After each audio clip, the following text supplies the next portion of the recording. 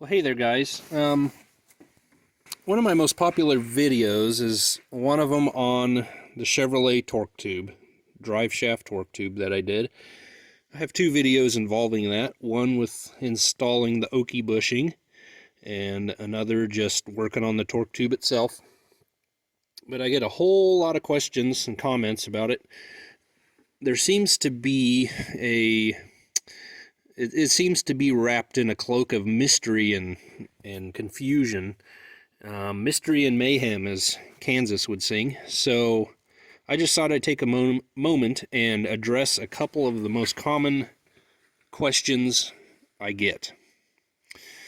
Now, first of all, I get asked a lot, can you take individual components out of the car without removing the others? And the answer is yes.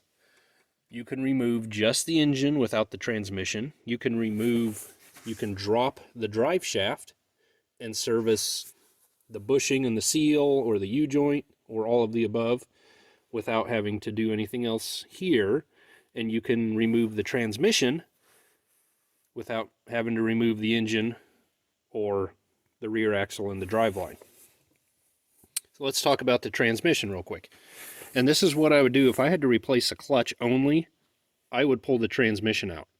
I can get the transmission out in, let's say, half an hour, where the engine will take 2 hours and then maybe twice that long putting everything back. So definitely I would pull the transmission, and what I would do, remove your front carpet, remove the cover like you see it here. You can pull the 4 bolts that go into the bell housing, 2 here, 2 in underneath. You have 4 bolts on this plate, this transmission mount. Take those out. There are also 2 coming up from the bottom down under here. I would drop those out so this mount is loose. Okay? If you don't take that off of the transmission, then it's a little difficult pulling this back and getting it up out of the hole. It can be done, but it's a little difficult. And also the shift linkage on the side, if you're dealing with a car, take the linkage arm off the cover, okay? And then you can pull that back and slide it right up out of through the hole. Just like I said, take the carpet out or protect it really well because it's going to be a slime ball. Now, as for the drive line, this is what I call the ball. This is the flange. Okay. If you need to service the bushing or the seal on the drive shaft or replace the U-joint, you just take the bolts off the flange. They go here, and slide this back. Then you can slide your ball back on the torque tube. That'll expose the U-joint up here. Undo the bolts on these wire clips, and that'll let you take off the trunnions. They go on there, and that's what holds the U-joint to the output shaft of the transmission.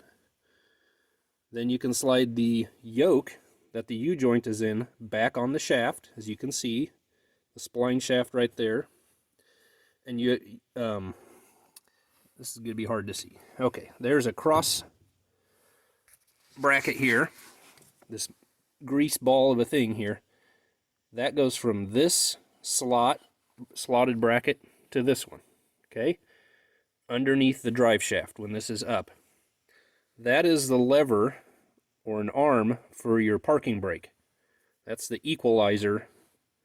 So this goes to the parking brake handle in the car, and then you've got a pivot point in the center we can't see right now with the 2 cables going back to both rear wheels. And it's kind of spring loaded, so I pry it out of this and then swing it down. Okay, that gets it out of the way so that you can drop the torque tube down, and you'll notice they notched out the cross member for the transmission, the perfect shape for your U-joint. So put a jack under your drive shaft, under your torque tube, and when you're ready to slide this backwards on the shaft, it'll want to fall, okay? So put a jack under it, and then you can let it down, and it'll go right through that slot. And you can lower it all the way down, and you can easily work on it then, if it's on a lift or on the jack stands like this one is. That can all easily be serviced. The last thing I want to address is the paper shims. They go between here and the flange. The torque tube is more or less a solid connection between the transmission and the rear axle. It is riveted solid at the rear axle, so the whole point of this ball up front is to allow the drive shaft to be able to pivot at this point for the U-joint. Okay? And this also is a sealed chamber to hold gear oil from the transmission to keep the U-joint lubricated. So if you have no idea of the adjustment of this needs a specific tolerance. It's not a specific tolerance, I shouldn't say that, but it can't be too loose or too tight. Too tight, and the ball portion is going to gouge against the flange portion and wear out. Okay, and too loose, you're going to have slop between the transmission and the rear axle, and that's just going to be prone to leaks. And I would say your U-joint's going to prematurely wear out. Things in here will be moving more than they should. So you need that. I think I outlined that in one of the other videos, so you can watch that. But just know that their main purpose is to adjust the tolerance or the clearance of the ball to the flange. And then you have cork seals here on the inside and on the threaded collar on the end of the ball piece. And those are to keep oil, the gear oil, in. Okay?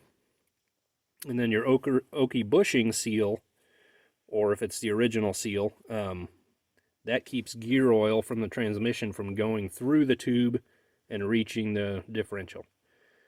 And that would be bad because this U-joint would be starved for oil then, and so would your transmission, and all of that would wear out prematurely. So there you have it. I hope that helps some of you.